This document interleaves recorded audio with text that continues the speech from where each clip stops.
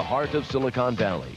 It's What's Up in the 90s, an entertaining look at people, places, and things, and how they affect you, your family, and your career as we move into the 90s. Now here's your host, Brian Stuckey.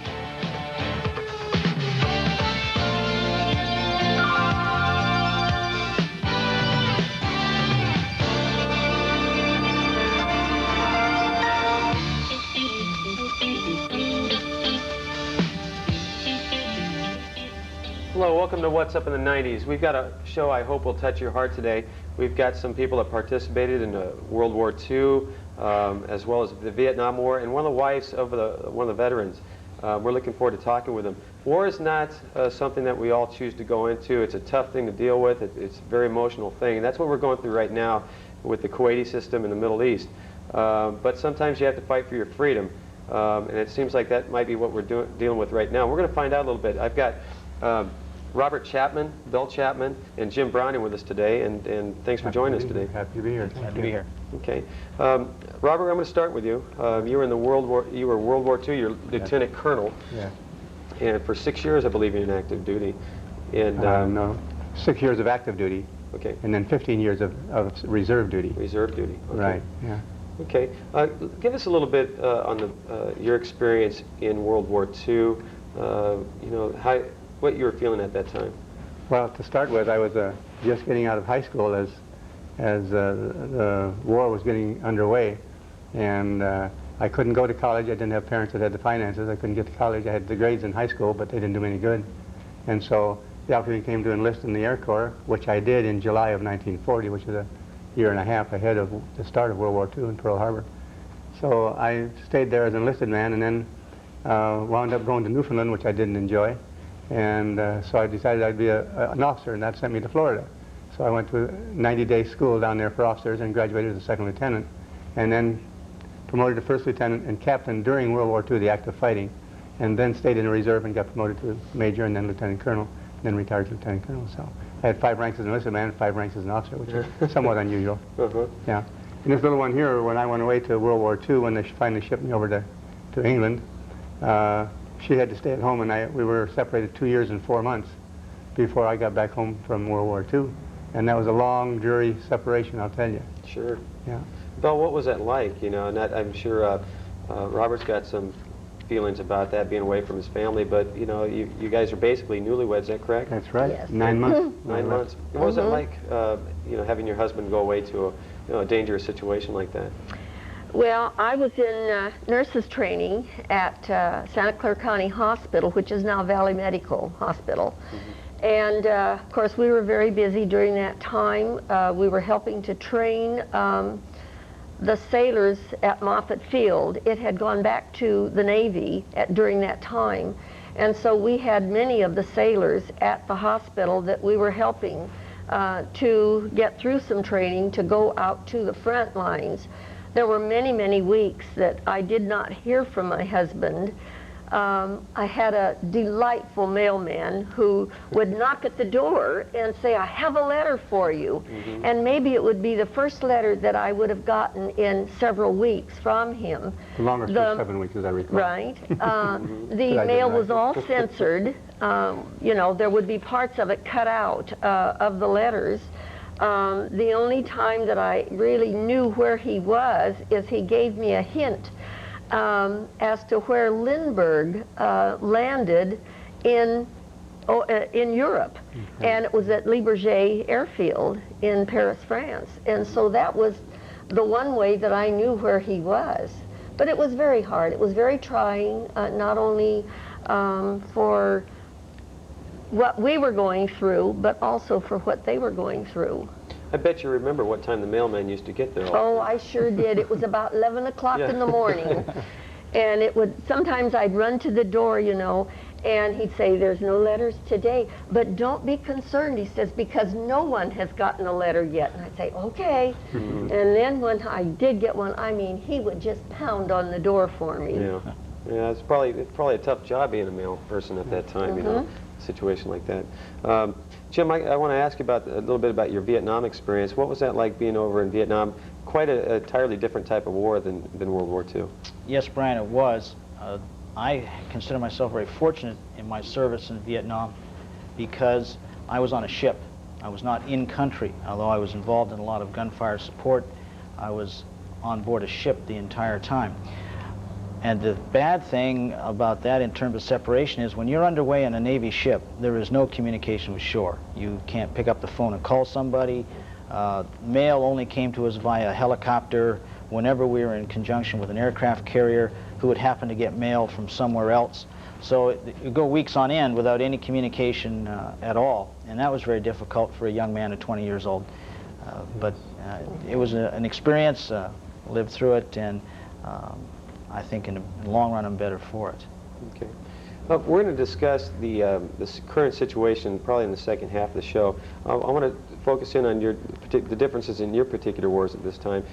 One thing, Jim, kind of a pointed question, is that with the World War II, it was more of a noble war in the eyes of the public. Was the Vietnam War, because of public opinion and everything else, was that a tough war to be a participant in? Well, that's an interesting question. There's been argued back and forth whether that was a right or wrong war. In retrospect, it's all history now, and it really doesn't matter. However, when I was there, it was something I was doing day to day. And again, being so cut off from the world, we didn't really know what was going on from day to day in terms of the big picture of the conflict at home over the war. Again, I should give you the dates. I was in Vietnam the first time in 1964 and returned in the spring of 1966. So the shooting war, as we like to call it, those of my era, really didn't start in our estimation until into 66. I mean, 66 and on, it really escalated. By that time, I had done 2 tours. I came back home. And so my involvement, I went to work, I was married, and it kind of went away. You follow the news, but I honestly didn't pay that much attention. And so I consider myself, from that standpoint, very fortunate in terms of not getting embroiled in that conflict. But as we look back now in retrospect, of course, it was a very grim time, especially for all those soldiers and Marines who were in country, as they call it. That was very tough. The closest I got in country was in some inland waterways where we went in to do some gunfire support. I can remember one time in particular, we went in on this beach area, beautiful white house surrounded by palm trees and so on, and we just literally blew it to pieces. And I cannot tell you to this day why that occurred. We just didn't know what the big picture was. We just followed our orders. Bob, what was it like with you as far as following orders like Jim? Was it pretty cut and dry? Or? Yes. Yeah, but there's an interesting aspect to this too. Our son, our oldest son, was in the Vietnam War at the same time Jim was, and he was riding an aircraft carrier doing the electronics works on the airplanes as they went off and dropped their bombs. So I had a son over there not knowing day to day or week to week what was going on in his life either. Kind of sense what your wife was feeling. Right, yeah, except this time I was there to help her share it. Right. I'm sure that was nice to go through Yes, it that it time was. around. But yeah, he spent his time in Vietnam also. Okay. In fact, I asked him the question the other night. He was down, and I said, "Rob, do you feel like you got slighted after you got home from from your Vietnam War?" He said, "Sure did, Dad." I said, "Well, we got to talk about it." So all these years have gone by, and we haven't talked about it. So the next time he comes, then we're going to chat. So a little healing going on there too. Right. So. Yeah. Sure. What was it like? I mean, you had Adolf Hitler was the nemesis, if you want to use that term, in World War II. How would you compare, you know, what you experienced as an American soldier at that time, when you read hear the reports with the soldiers as far as in Kuwait, they go in there and they say we want to kick his butt and everything else, Saddam Hussein. What was the feeling as being a serviceman at that time? Was it like Americans against Hitler, or what was the feeling that you had at that time? I believe it was basically that. He was the instigator of it all, and he was the target we were after, trying to do him under. And the only way you do that is by doing his production methods and his airplanes and his cannons and what have you, and then they don't have anything to shoot back at you. And speaking of that, there's this big thing going on, over there now about the bombs that the Iraqis are shooting up, and we've got a missile that can shoot them down, what have you. The Patriot missile, sure. I was in London the last 45 days of their 90-day raid when they were shooting those buzz bombs over London, and I sat just on the fringe of that and listened to them.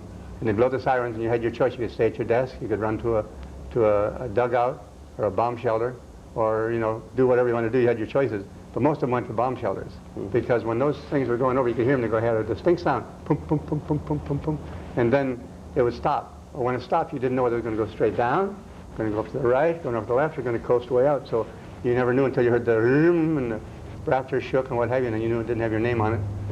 Sit down and go back to work. It'd probably be almost more soothing knowing where it's going to go. Oh, yeah. Than if you know that thing doesn't really have, isn't real accurate and go anywhere. So if you're left or right, yeah, you don't know if you're protected. You're not. No, you felt insecure, totally insecure. Belle, I was going to ask you too, as far as with the fear of Hitler, Adolf Hitler in World War II, what was that like reading it in the newspaper, what was going on? Well, it's almost like even today, you didn't really know for sure all that you were being told was true, but you were hoping and assuming that most of what they told us was the truth, and that they were getting the advantage over Hitler, and that the war would soon be over. Okay. So that was encouraging to get some of the positive reports. Oh, yes. Okay. Jim, as far as your experience when you got back home and you found that there was that the Vietnam War was truly a TV war, basically, what was your response when you came back and you saw, you know, when you got back, the war was still going on when you got back? Yes, it was. I left the combat zone of Vietnam in May of 1966 and was flown back to the U.S. and was separated from the Navy. I had a very, again, I feel very fortunate in terms of, by that time I had almost 5 years in the military. I took off my uniform, hung it in the closet, and I went to work for IBM. I had strong support in my church, and so I just really only saw it on the news. I didn't personally get involved in the aftermath. Okay. I want to touch on some of that when we get back. But we're going to take a short break. Before we do, I want to thank California Mortgage for sponsoring this. Please give me a call personally if you have any questions with refinancing, which is an excellent time right now, purchases or whatever, 559-0100 or at the Campbell Pruneyard Tower. When we get back, we'll continue our discussion. We're discussing the war situation currently and in the past. We're with Robert Chapman, Belle Chapman. They're married and they went through the World War II together, as well as Jim Browning, a Vietnam vet, who's currently on active reserve. Jim, I want to start with you. We touched on a little bit about the public response with regards to the Vietnam War, which is very much a TV war. The question I have now is that now you're seeing the public response to this war going on. You're seeing anti-war protest where you had demonstrators blocking off roads and trying to create that same thing we had in Vietnam. You know, as far as the public stance on it. What's that make you feel like, and what's your feeling on that? Well, Brian, because I am a current naval reservist and I am subject to recall on a 24-hour notice, I can get a call and have to pack my sea bag and be gone. I'm quite willing to do that. Just past 23 years in the reserve, total time in service. And the protest that's going on currently is aggravating from the standpoint of you look who is protesting. I work in a large corporation here in the Valley, and no one, I haven't heard anyone where I work say anything negative against the war. The types of folks who are out banging pots and pans and carrying on, yes, war is bad, don't think that's the right thing, you know, don't want to go get killed and all that kind of stuff. However, our leaders who make the policy for the country have said this is what we're going to do. We as military individuals just carry out that policy, and so if I'm ordered to do that, I go do that. I've sworn an oath to uphold the Constitution of the United States, and that's what I'm prepared to do. It just saddens me that the rest of the country doesn't get behind the force, well, pardon me, the government. I think there's strong support for the individuals, the men and women of our armed forces who are over there right now. Different than in Vietnam. In Vietnam, it was you came back off the plane and people were spitting on you. I don't believe that's the feeling today, but there is a general feeling against the government getting involved.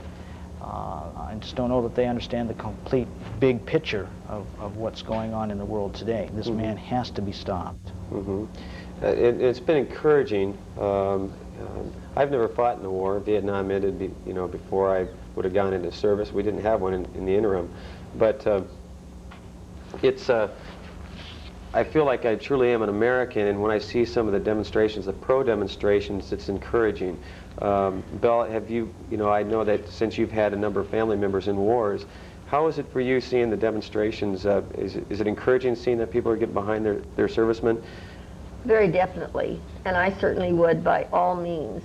My heart goes out to all the service people, men and women that are fighting for our country. And my heart also goes out to those that are going to be hurt, that had nothing to do with this. I mean, they've been pushed into it. And my heart really goes out to those people. And I really appreciate all of the protesters that are going on to support our country. I'm totally against all of those that are anti-war and all of this. I feel they're just not real Americans. Okay, but don't they have, being a U.S. citizen, let me direct this to you, Robert, don't people have a right to go out and protest? And if they do in fact have the right to do that, how should it be conducted, do you think? It's kind of a loaded question. Yeah. Well, I think they ought to have the right to demonstrate if they want to, but it ought to be kept under control so there's not damage to property and damage to people. Yes, exactly. Every time they have one of these things, somebody gets banged up or shot or a door front or a store window gets busted in, and I think that's bad. That's not good. Not good for our nation, not good for our reputation in the world. Okay. And when you were in World War II, was there any kind of negative press with regards to the war? No, it was all positive press. Okay. All the way through. Okay. Yeah. What was it like fighting alongside other, foreign countries? Did you actually, I didn't get mixed up. Didn't mix. Well, in fact, nobody really did. Their combat units stayed together and ours stayed together. You had very little mixed one to the other. Okay. Like we didn't mix with the French Foreign Legion or whatever you want to call it. Mm-hmm. Yeah. One other thing I meant to mention, people are sitting back at home now worried about getting a knock on their door and they have a loved one that's gotten killed. Mm-hmm. I lost a brother in World War II. Just a few months after I saw him, he got killed in an accident in England, and he's buried in the United States Cemetery over there in Cambridge. And I went by and saw his name on the cross and all that sort of thing. Mm-hmm. That really brings war home to you when you have a loved one over there that's sure that happened many years ago, but it's just as real as though it happened the day before yesterday. Mm-hmm. To me, it's true. Mm-hmm. Mm-hmm. What's that, I know you've got some emotions behind that. It must be a tough thing. Belle, what would you say? I mean, that must be a fear that the wives and family of men that are serving in a war are going through all the time, wondering if they're going to get that knock at the door. What things did you do in order to keep yourself occupied? What did you rely upon as far as give you that strength to get through? Well, I relied on the Lord. If I hadn't had the Lord, I'd have never gotten through it. I believe He does all things well, meaning the Lord does all things well. And all I could do was to really put my trust in the Lord and pray that He would bring my husband back home to me, as well as my son and my son-in-law that fought in Korea and in the Vietnam War. We now have a grandson who's 20, and he's subject to this one. Okay. That's right. But we still have to trust the Lord for what He did. And I kept busy at my work and doing other things that would, keep me busy at home. But it was my trust in the Lord that got me through it. Okay. Nothing else. Okay. Jim, I want to ask you, what are some of the things that these guys are going through right now, the servicemen? What must they be feeling at this point, being in Kuwait? Never been in a war before, a lot of them. Some of them have, like yourself. What are some of the new people coming in? What are they feeling right now? I can just speak from what I think, or what I felt so many years ago, and that is, number one, you do your job. And whatever your job happens to be, you do that for whatever many hours is involved, and then there's some time off. And then that's when it gets to be boring. You sit around, you start thinking about home, read a book or whatever. The times that you are, quote-unquote, off duty are the tough times, because that's when you're not occupied with whatever's going on. And in the period of Desert Shield, I'm sure that was very predominant, because guys and gals are just sitting around wondering, what's next? Never knowing from one moment to the next what's going to happen. I believe now that Desert Storm is going on, that the adrenaline's flowing, they know what they have to do, There are, I'm sure, still times of boredom, still times of fear, especially when the missiles are coming your way. And so that would be a little tougher to deal with. However, it's still those times when you're not required for anything.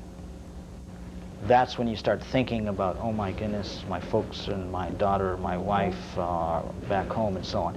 Interesting, I'm a grandfather. If I get called up, I'm going to leave 2 little grandkids at home. Very different situation than other wars. It was always the younger men went, but now that they're calling reserves, there's a lot of us older people who are ready to answer our country's call, and they're leaving a different set of family members behind than perhaps happened in World War II. Mm-hmm. Okay. Robert, do you think this is World War III? No, not big enough. Okay. Interesting observation. Einstein was asked one time if he thought he knew what the weapons are going to be in World War III. He says no, but in World War IV they're going to be using rocks. That's all that's left. Yeah. That's, but don't you think with the potential of other countries coming in, I mean, it seems like there's some parallels between this and World War II from the standpoint you've got one individual that is basically creating all this. And so with that, there's potential that other countries, the United Nations, you know, basically are united and they're feeling like he should get out of Kuwait. But he doesn't seem like he's going to do that. So there are some parallels there. There are. Mm-hmm. And with that, you don't. Would you believe that there is potential? No, I think this is just a skirmish on the world surface. I don't think it'll amount to anything as far as history is concerned, other than getting that Hussein out of where he is and getting things back to normal again, or as normal will ever be. And then we have to move on to the Battle of Armageddon. Armageddon, couldn't think Armageddon, and then that will be your final war. Okay. Why don't you explain, Belle? Why don't you explain Battle of Armageddon? I know that I've heard a lot of this in the press and things like that. Are you familiar with that? Not that much. I mean, to really, I don't plan to be here when the Battle of Armageddon is fought. So Okay. I'm going to say I don't know what Okay. it's going to be like, because truly I believe that the Lord's going to come before that, Mm-hmm. and that those that are in Christ are going to be up there with Him. Mm-hmm. Does anybody have any opinion on, you know, I know that there's a lot of talk that it's not time for the Armageddon, No. that type of thing, so. No, it isn't, No, I don't because think so all either. the people have not yet heard about the Lord. Mm-hmm. And until they do, the Lord's not going to come. Revelation, the book of Revelation points that out very clearly, that X number of things have to happen before you're going to have the Battle of Armageddon. And then when it does happen, they'll be coming down from the north, which would be Russia and China, and then coming up from the south, which is all these Iran, the Arab nations, and then those of us and the rest of the world getting involved in it. Mm-hmm. Okay. Jim, I'm going to ask a question. I'm going to ask each of you one question to close with. We're nearing the end of our time here. But I want you to go ahead and just, if you're talking to the audience right now, talking to some potential servicemen, because there's a lot of kids right now in college. I've seen reports on TV where they're not real excited about going into fight of service. They've never even thought about it. Yeah. And all of a sudden now it's coming up. What words of wisdom would you have for a young man or woman who might be have to entertain the idea of going over and fight? Well, first of all, you have to, I believe, trust in yourself, trust your training, and trust that your leaders, your immediate superiors, are going to take care of you, because that's really all that you know close in, is what your immediate circumstances are. I have found in 23 years of military service, it's what you make of it yourself. If you kick against the sticks, so to speak, you're going to get poked. But if you go with the flow, do what you're told, you get along. I did. I rose from the lowest rank to second to the top in the enlisted community, and it wasn't a problem. So I just kind of doing the right thing, so to speak. Go with the flow. That's about the best I can. Fight for your country. Belle, what would you say to some families right now that experience a tough situation with their loved ones overseas? I believe that they need to just keep trusting that everything is going to work out for their benefit. We know without a shadow of a doubt that some are going to come back. Most are going to come back, but there are going to be those families that are going to have that hurt. But if their children have gone into this knowing then I think they have to just expect that. We can't help but expect it. That was the only thing I could do. Is like I said, I trusted in the Lord, but I didn't know but what one day I was going to get that telegram. And I just had to keep trusting that what he was doing was the right thing for the United States of America, and that's what our boys and girls are doing now. They're going towards a freedom for the United States and for the people that are being held captive. Unfortunately, we're out of time. We're not going to be able to end with Robert. Good. But he's a little relieved here. But I want to thank Robert, Belle, and Jim for joining us today.